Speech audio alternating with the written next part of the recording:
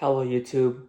So today I'm gonna talk about MaXXXine, and I gotta tell you that movie was really good. Before I get started, I want to talk about this will contain some spoilers, and then I'm gonna talk about the premise of the movie. So the movie is about MaXXXine. It's a direct sequel to X. I believe it was like a few years later. She moves to Hollywood and trying to work her way up into to the movie industry. So I'm just gonna leave it at that. I'm gonna get to the negatives first. So I honestly don't have any negatives on this movie. This movie was really solid. It was a very good conclusion to the trilogy. And yeah, let me go to the positives. So the positives, the movie was really good. It was very well written. Um, the movie was a bit of a slow burn, but aside from that, it was really good. The acting was really good. Mia Goth once again nailed it. Um, in her performance, the way she expressed like fear and anxiety and stuff like that, like that was spot on.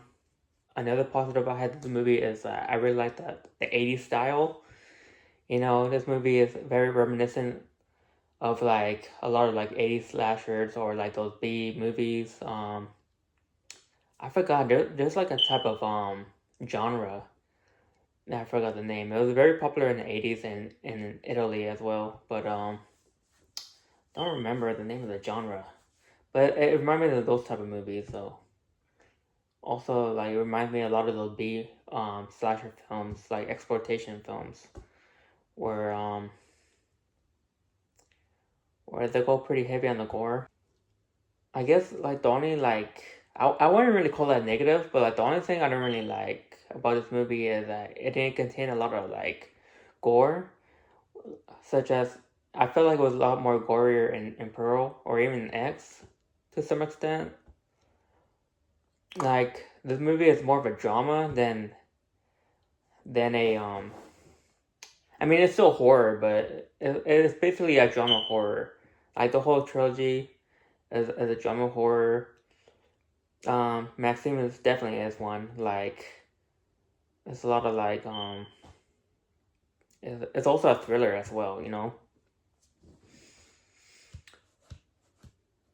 Let's see what else. Another positive I'll say about this movie is that they did a very good job and with the trailers. Like how it doesn't reveal too much, and it's very misleading. If you know, you know. If you've seen the movie, you know exactly what I'm talking about.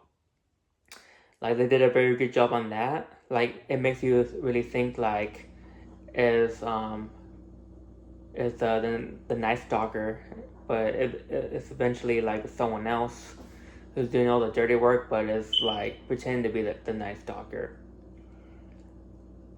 Now toward the ending, at first to me it was a bit anticlimactic, but then if you put it under perspective, like it wouldn't make sense because the Night Stalker had like literally no connection towards MaXXXine.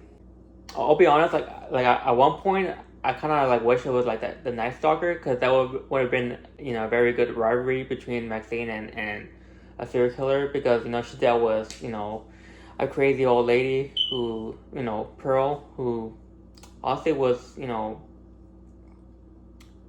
she's pretty like barbaric when it comes to her kills, but you know at that time she was kind of like incompetent because of her age, but then when she moved to Los Angeles and realized this was like a notorious killer going around and killing mostly women, you know it would have created a nice rivalry between her and the Night Stalker, but then it turned out to be like her father, and he's a religious nut job who's doing all this because he feels like the Hollywood kind of like corrupted her. She kind of like blew his head off toward the end, which was a very gnarly scene, a very good kill.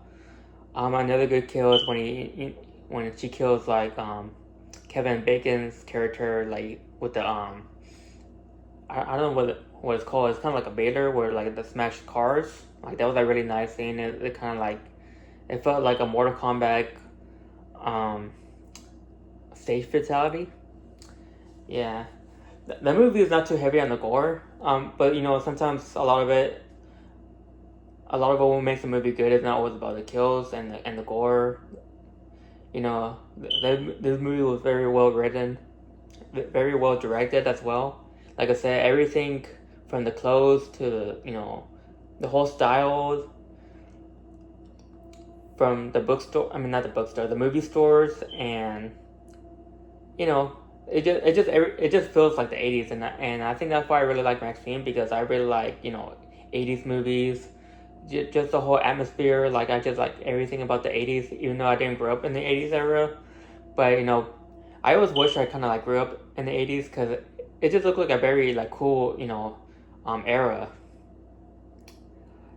In conclusion, like MaXXXine, which is a very good conclusion to the whole trilogy, as I said. And so I rate this movie 5 stars. I highly recommend watching it if you like X and Pearl especially. I really think you'll really enjoy this movie. And yeah, that's all for my review. Hope you enjoy and you'll have a good night.